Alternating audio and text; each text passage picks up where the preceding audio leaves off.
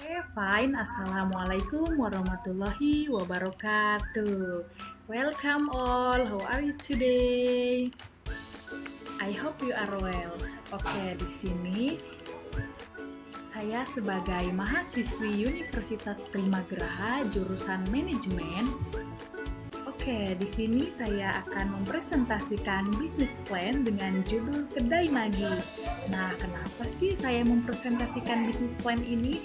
Tujuan saya adalah untuk memenuhi tugas UAS mata kuliah bisnis modern di semester 1 ini. Nah, sebelum kita mulai materi, kita perkenalan dulu yuk. Cikidot! Okay, my name is Desi Andriani and you can call me Desi.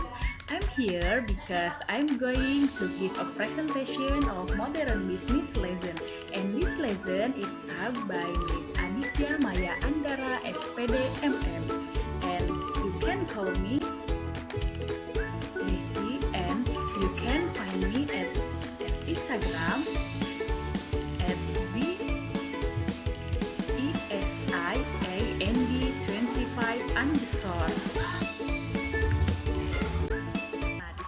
Pendahuluan, di mana saya akan menjelaskan tentang Kedai Nagi ini. Nah, bisnis kuliner yang kami jalankan adalah bisnis yang didasari oleh kecintaan kami terhadap kuliner bebek dan makan mie instan. Pasti semuanya suka mie instan dong. Bahkan dari berbagai kalangan usia pun menyukai kuliner bebek dan makan mie instan. Nah, selanjutnya, rasa pedas menjadi pilihan kami untuk menggabungkan dengan bebek dan mie instan. Hal ini selain pedas yang menjadi penambah selera makan dan menjadi favorit pasar, kami juga membidik inovasi pada bebek dan mie instan dengan melakukan siraman sambal cabai hijau dan rawit yang pedas, namun bisa disesuaikan dengan permintaan konsumen. Nah, dari segi nama, kami pun membuat nama yang unik seperti Kedai Nagi agar mudah mengingat produk kami, karena sejatinya nama merupakan identitas tersendiri pada setiap usaha. Kami yakin dapat diterima oleh masyarakat publik. Dari nama yang unik itulah rasa penasaran akan timbul, sehingga hal tersebut dapat merupakan sebagai dasar menarik konsumen untuk datang kepada produk kami. Selanjutnya ada visi dan misi. Pasti dong, di setiap usaha ada visi dan misi. Kedai Nagi juga punya visi dan misinya.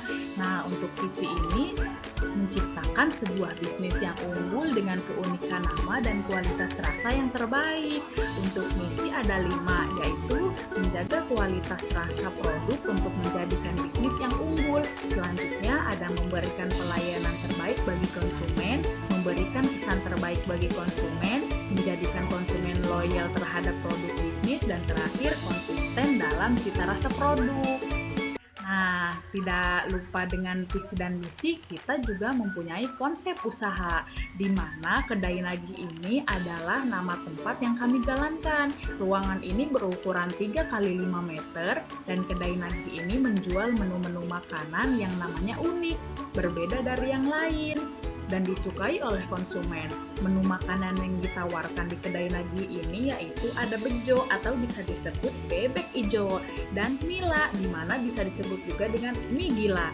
Menu makanan ini bercita rasa pedas dan tingkatan level loh yang berbeda. Nah, selanjutnya ada paparan dari apa sih bejo dan mie gila ini, dan dibuat dengan apa sih? Nah, bejo ini atau bisa disebut dengan bebek ijo di sini dimasak dengan sempurna sambal ijo dengan campuran sambal ijo yang pedas dan ciri khas dari Kedai Nagi. Sedangkan mila atau mie gila yaitu indomie goreng maupun kuah yang dimasak dicampurkan telur dan sambal rawit yang pedas dan juga ciri khas dari Kedai Nagi. Walaupun menu di Kedai Nagi ini pedas, namun bisa disesuaikan loh dengan permintaan konsumen dengan memilih tingkatan level dari 1 sampai 3 kepedasan rasanya. Nah, untuk outlet Kedai Nagi ini terdapat di lokasi yang strategis, yaitu Kota Tangerang, karena pusat kuliner di sanalah tempatnya. Kemudian tempatnya mudah dicari dan bersih. Selain harga, Selain itu, harga dari menu di sini terjangkau dan dapat disantap oleh anak-anak hingga dewasa yang menyukai makanan pedas atau juga tidak, karena bisa disesuaikan dengan keinginan konsumen dan tingkat rasa kepedasannya. Nah, di sini juga ada aspek pemasaran, di mana ada pemasaran pasar dan promosi. Untuk pemasaran pasar, yaitu ada gambaran umum pasar dan sasaran, ada juga jenis produk, ada juga target pasar, ada juga pesaing, sasaran pembelian, dan terakhir strategis STP. Apa sih strategi STP itu? Strategi STP itu adalah salah satu pendekatan atau model yang digunakan untuk mengembangkan pesan dan strategi pemasaran pemesan yang sesuai pada segmentasi target audiens tertentu. Model pemasaran ini dikenal sebagai salah satu yang paling efektif dan populer digunakan hingga saat ini. Nah, kemudian ada pemasaran promosi, tentu dong yang utama adalah promosi. Kemudian ada pengembangan pasar, ada juga pengembangan produk dan ada juga analisis SWOT. Apa sih analisis SWOT itu? Analisis SWOT itu adalah teknik perencanaan strategi untuk bisnis atau suatu proyek. Metode ini mempertimbangkan faktor internal dan eksternal guna menyusun strategi bisnis yang efektif. Sejak saat ini, akhirnya SWOT mulai digunakan oleh para pembisnis untuk menumbuhkan dan mengembangkan perusahaan mereka. Ada juga nih analisis 4P. Apa sih analisis 4P itu? Analisis 4P itu adalah kombinasi dari 4 variabel yang merupakan inti dari sistem pemasaran sebuah perusahaan yang meliputi price atau harga, produk, promotion atau promosi, dan place atau distribusi, dan terakhir ada distribusi. Nah, untuk selanjutnya ada aspek produksi nih, di mana aspek produksi ini ada 4 aspek, yaitu deskripsi produk, jenis produk, komposisi produk, dan proses pembuatan. Nah, lihat dong menunya, di situ ada bebek hijau dan mie gila loh. Wah, jadi ngiler, yummy. Dari fotonya saja sudah bikin ngiler nih, apalagi datang ke kedai. Yuk, Cikedot datang ke kedai. Nah, untuk selanjutnya ada aspek keuangan, di mana setiap usaha itu harus memiliki modal. Siapapun yang ingin mempunyai usaha pasti diawali dengan modal. Nah, kedai nagih juga mempunyai modal. Nih, di mana kebutuhan modal awal untuk memulai usaha. Kebutuhan modal awal untuk memulai usaha kedai nagih ini sebesar Rp6.218.000. Dana tersebut dialokasikan untuk kebutuhan pengeluaran awal produksi. Nah, kebutuhan awal modal ini disebut dengan investasi ditambah biaya bahan baku produksi ditambah biaya operasional. Nah, di mana di sini ada nilainya, yaitu Rp2.528.000 ditambah Rp1.300.000 ditambah Rp2.390.000 dengan hasil Rp6.218.000.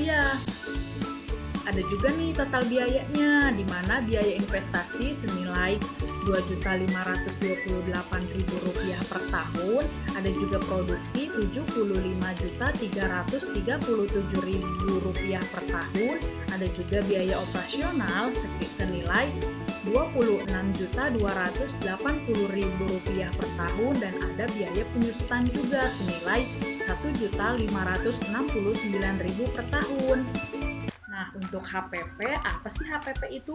HPP itu harga pokok produksi. Sederhananya sih, HPP adalah biaya-biaya langsung yang timbul dari barang yang diproduksi dan dijual. Nah, di sini ada biaya tetap, di mana biaya penyusutan ditambah dengan biaya operasional dengan nilai Rp1.569.000 ditambah dengan Rp26.280.000 dengan hasil Rp27.849.000. Nah, untuk harga pokok produksi ini, biaya tetap ditambah dengan biaya produksi atau jumlah produksi dengan nilai Rp36.680.000 ditambah Rp390.000 atau disebut dengan 120 dikali 300. Nah, untuk hasilnya yaitu 11.852,22 atau bisa dibulatkan dengan 11.800. Nah, berarti untuk harga per porsi itu disebut Rp11.800.000 dikali 25%. Nah, 25% ini kami pungut untung untuk kedai nagih ini dengan hasil 2.950. Nah, ini berarti keuntungan kita. Jadi 11.800 ditambah dengan 2.950. Nah, hasilnya Rp14.750. Nah, bisa dibulatkan dengan harga Rp15.000. Jadi, harga jual per porsi kedai nagih itu sebesar Rp15.000. Murah kan? Nah, di sini ada analisis RC. Apa sih, Kak, analisis RC itu? Nah, analisis RC ini adalah merupakan perbandingan antara total penerimaan dengan biaya. Semakin besar nilai RC, semakin besar pula keuntungan dari usaha tersebut. Wah, banyak nih untungnya. Nah, di sini ada total biaya produksi, di mana biaya produksi ditambah dengan biaya operasional dengan nilai Rp390 juta per tahun ditambah Rp26.280.000 dengan hasil Rp416.280 juta. Nah, di sini ada juga nih total pendapatan, di mana harga pokok produksi dikali jumlah produksi, yaitu 11.800 dikali 36.000 per tahunnya dengan hasil 424.800.000 per tahun. Dan juga ini ada hasilnya, yaitu 35.400.000. Ada juga nih keuntungannya. Keuntungannya yaitu total pendapatan dikurang dengan total biaya produksi, di mana dengan nilai Rp424.800.000 per tahunnya dan dikurang dengan Rp416.280.000 per tahunnya. Nah, dengan hasil juga Rp8.520.000 per tahun. Dengan hasil akhir yaitu 710.000. Nah, di sini kenapa 710.000? Ini 710.000 itu per bulan loh, bukan per tahun. Wah, lumayan loh. Maka kembalian modalnya itu yaitu biaya investasi dikali masa produksi atau keuntungan. Nah, di sini ada 2.528.000 dikali 1 tahun atau bisa disebut Rp8.520.000. Nah, dengan hasil 0,2 tahun. Jadi mungkin bisa kembali modal dengan 0,2 tahun. Nah, untuk selanjutnya ada aspek organisasi dan manajemen. Di sini ada 2 aspek, yaitu tindakan alternatif dan resiko atau hambatan. Nggak nyangka ya sudah di akhir. Nah, di sini ada penutup, yaitu di mana ada kesimpulan dan saran. Nah, di mana kesimpulan ini yaitu usaha kedai nagih ini termasuk yang cukup menjanjikan karena memiliki peluang memperoleh keuntungan yang cukup tinggi karena menjadi sasaran penjual.